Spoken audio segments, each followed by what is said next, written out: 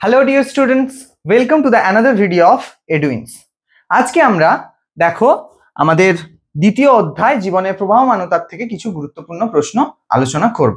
তার আগে তোমাদের জানিয়ে রাখি যে আমাদের এডুইন্স তোমাদের জন্য নিয়ে এসছে ফ্রিতে, হ্যাঁ একদম বিনামূল্যে এমসিকিউ টেস্ট দেওয়ার সুযোগ। তো তোমরা বিশদে জানার জন্য অবশ্যই আমাদের কন্ট্যাক্ট নাম্বার 9073335577 যোগাযোগ করতে পারো। তো চলো আজকে আমরা কিছু গুরুত্বপূর্ণ প্রশ্ন নিয়ে আলোচনা করব। প্রথম প্রশ্ন আমাদের যেটা আছে দেখো, কোষ চক্রের গুরুত্ব সম্পর্কে আলোচনা করো। কোষ চক্র কাকে বলে সেটা আগে আমরা একটু দেখে নিই। কোষ চক্র হলো একটা সাইক্লিক প্রসেস, যে একটা কোষ মানে একটা অপত্য কোষ থেকে একটা পরিণত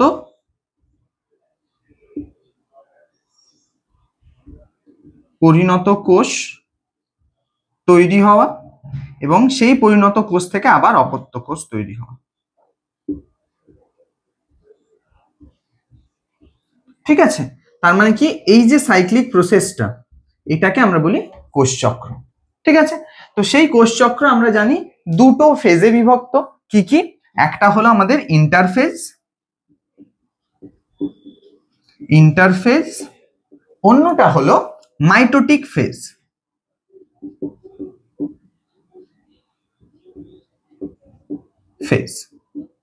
ঠিক আছে, তো ইন্টারফেজ কি আর মাইটোটিক ফেজ কি সেটা একটু দেখে নিই চলো। এই যে পুরো ম্যাক্সিমাম কোষচক্র বা সেল সাইকেলের পার্টটাই হচ্ছে আমাদের ইন্টারফেজ। ঠিক আছে, এটা আবার তিনটে পার্টে বিভক্ত। কি কি? একটা হলো G1 বা গ্রোথ 1 ফেজ, একটা হলো S বা সিনথেসিস ফেজ, আর লাস্ট হলো G2 ফেজ বা গ্রোথ 2 ফেজ। এবার আসি, এটা পুরোটা মিলে আমার হচ্ছে ইন্টারফেজ। তাহলে ইন্টারফেজ কি কি নিয়ে? G1 plus S plus G2। এবার আসি মাইটোটিক ফেজ। মাইটোটিক ফেজ দুটো দশায় বিভক্ত। একটা হলো ক্যারিওকাইনেসিস, একটা হলো আমাদের কি ক্যারিওকাইনেসিস,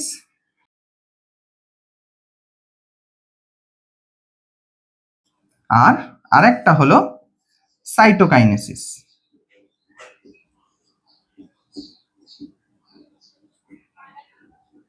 ঠিক আছে, ক্যারিওকাইনেসিস, সাইটোকাইনেসিস। এই ক্যারিওকাইনেসিস আবার চারটে দশায় বিভক্ত। কি কি? প্রোফেজ, মেটাফেজ, অ্যানাফেজ এবং টেলোফেজ। ঠিক আছে, এই চারটে দশায় বিভক্ত। তো এইটা পুরোটা মিলে হয় একটা কোষ চক্র বা সেল সাইকেল। এবারে আসি এর গুরুত্ব কি। দেখো, প্রথম গুরুত্ব,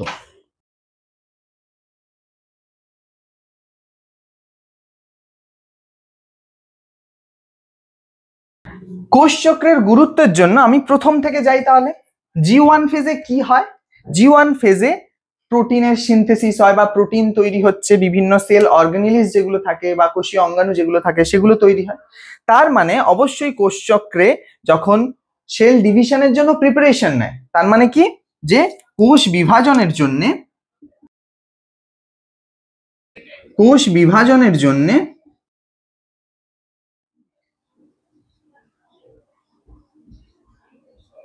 ঠিক আছে, যে একটা কোষ বিভাজিত হওয়ার জন্য যা যা প্রয়োজনীয় সামগ্রী বা কোষীয় অঙ্গাণু বা প্রোটিন যা কিছু দরকার সেগুলোর প্রস্তুতি।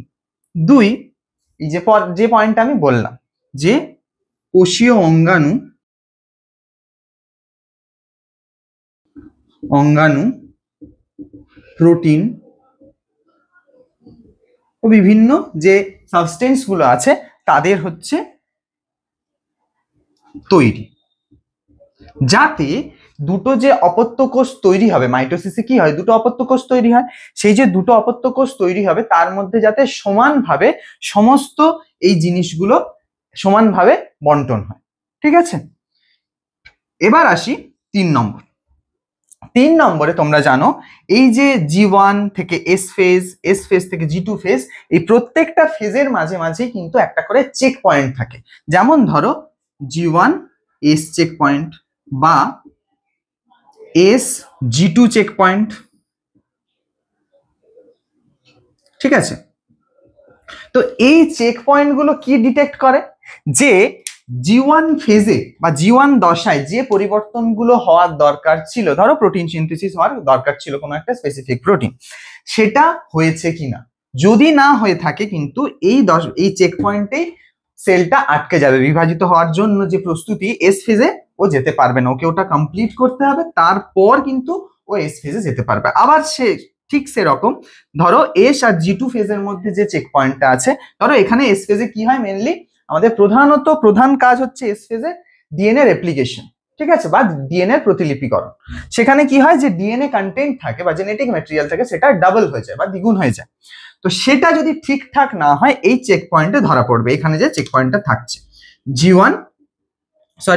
G2 আর এস এর মাঝখানে যে চেক পয়েন্টটা থাকছে, যদি প্রতিলিপিকরণে কোনো ভুল থাকে তাহলে কিন্তু ও G2 ফেজে যেতে পারবে না। তার মানে এই চেক পয়েন্ট গুলো চেক করে যে এই যে কোষ বিভাজনের প্রস্তুতি সেটা ঠিকঠাক করে হচ্ছে কিনা। হলো, এবার আসি 4 নম্বর। 4-এ দেখো কোষ বিভাজন কেন দরকার আমাদের, বৃদ্ধি, কোনো ক্ষতস্থান পূরণের জন্য। তাহলে এই যে কোষ বিভাজনের ফলে বৃদ্ধি ও ক্ষতস্থান পূরণ, তার মানে অবশ্যই একটা সঠিকভাবে কোষ বিভাজনের ফলে কোনো জায়গার তোমার ক্ষতস্থান পূরণ বা সামগ্রিক দেহের বৃদ্ধি ঘটতে সাহায্য করে। সেটা অবশ্যই কোষ চক্রের মাধ্যমেই সম্ভব, কারণ একটা কোষ অপত্য কোষ থেকে আবার পরিণত কোষে তৈরি হতে কোষ চক্রই সহায়তা করে। এবার আসি 5 নম্বরে। 5, এবার দেখো যে একটা কোষ বিভাজিত হচ্ছে, সেটা পরিণত হচ্ছে, আবার বিভাজিত হচ্ছে, এটা একটা সাইক্লিক প্রসেস, কিন্তু সব সময় তো সেটা হতে পারে না। তাহলে তো ধরো একটা মানুষ অনেক লম্বা হতে পারে বা ওর দৈর্ঘ্য প্রস্থ সবকিছু বেড়ে যেতে পারে, সেটা একটা নির্দিষ্ট সময় পর্যন্ত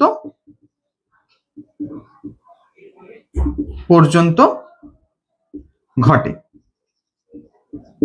তার মানে কি, কোষ বিভাজন কখন হবে বা কখন স্টপ করতে হবে সেটা কোষ চক্র নিয়ন্ত্রণ করে থাকে, ঠিক আছে? সেজন্য কোথাও কোষ বিভাজন দরকার না হলে কিন্তু কোষ বিভাজন সেখানে বন্ধ থাকে। যদি সেই কোষ বিভাজন তৈরি হতে থাকে ওখানে, বা কোষ তৈরি হতে থাকে নতুন, তার মানে কি ওখানে একটা কোষপুঞ্জ গঠন হয়ে যায়,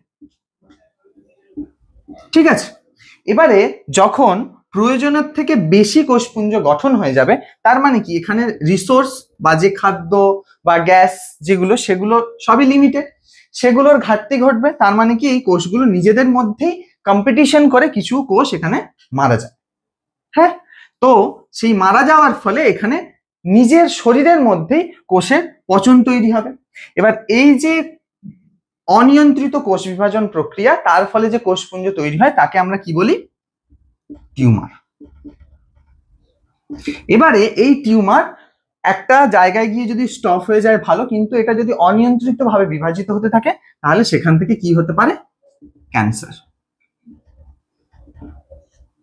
তো সেটাকে নিয়ন্ত্রণ করে, সেটাও নিয়ন্ত্রণ করে আমাদের এই কোষ চক্র, ঠিক আছে? তাহলে বোঝা গেল কোষ চক্রের গুরুত্ব কি কি। তো চলো এবার আসি দ্বিতীয় প্রশ্নে।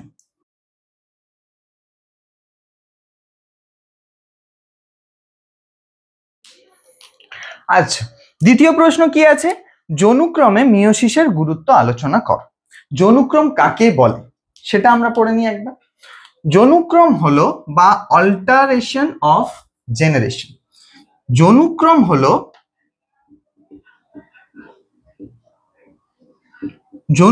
হলো একটি লিঙ্গধর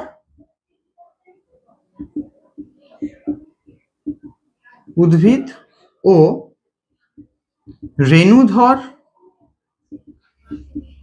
উদ্ভিদের পর্যায়ক্রমিক পরিবর্তন। তার মানে কি, ধরো আমরা এরকম দেখেছি, এটা হচ্ছে রেণুধর দশা, এটা হলো লিঙ্গধর দশা। ঠিক আছে, এই যে পর্যায়ক্রমিক আবর্তন, তো রেণুধর দশাতে কি থাকে, এখানে রেণু মাতৃকোষ থাকে, রেণু মাতৃকোষ থেকে কি তৈরি হয় আমাদের, রেণু, যেগুলো হয় এন। রেণু মাতৃকোষ, যেটা রেণু মাতৃকোষ, তার ক্রোমোজোম নাম্বার থাকে 2n, সেখান থেকে যে রেণু উৎপাদন হয় সেটা হচ্ছে হ্যাপ্লয়েড, মানে n। এবারে এই রেণুর থেকে আমাদের কি তৈরি হয়, পুংগ্যামেট এবং স্ত্রী গ্যামেট, তো তারাও হয় n n। ঠিক আছে, এবারে এদের মিলনের ফলে যে জাইগোট তৈরি হয়, সে আবার তৈরি হয় নতুন উদ্ভিদ, সেখান থেকে তৈরি হচ্ছে নতুন উদ্ভিদ। এবার আবার এই নতুন উদ্ভিদ পর্যায়ক্রমিক ভাবে ও পরিণত উদ্ভিদে পরিণত হচ্ছে, তারপর সেখান থেকে আবার রেণু তৈরি করে, সেখান থেকে আবার পুংগ্যামেট স্ত্রী গ্যামেটের মাধ্যমে আবার নতুন অপত্য উদ্ভিদ তৈরি করছে। এই যে পর্যায়ক্রমিক আবর্তন, সেটাকে বলে জনুক্রম। এবারে বলেছে এখানে দেখো মিওসিসের গুরুত্ব। মিওসিস কোথায় ঘটছে, এই যে রেণু মাতৃকোষ থেকে যে রেণু তৈরি হচ্ছে, সেখানে দেখো ক্রোমোজোম নাম্বার 2n থেকে কত হচ্ছে, রেণু মাতৃকোষের 2n থেকে এখানে হয়ে যাচ্ছে কিন্তু n। তার মানে কি, আমরা জানি মিওসিস কোষ বিভাজন কোথায় ঘটে, জনন কোষে। মিওসিস কোষ বিভাজনে কি হয় না, ক্রোমোজোম সংখ্যা যেটা থাকে অপত্যতে ক্রোমোজোম সংখ্যা অর্ধেক হয়ে যায়। তার মানে যদি মাতৃকোষে ক্রোমোজোম সংখ্যা 2n থাকে, অপত্য কোষে ক্রোমোজোম সংখ্যা হয়ে যায় n। এটা আমরা জানি মিওসিসে ঘটে, কিন্তু এর গুরুত্ব কি, কেন ঘটছে, এটা যদি 2n হতো তাহলে সমস্যা কি হতো। দেখো, যদি এটা 2n থাকতো, ও রেণু উৎপাদন করতো 2n, ঠিক আছে, যে রেণু উৎপাদন করলো।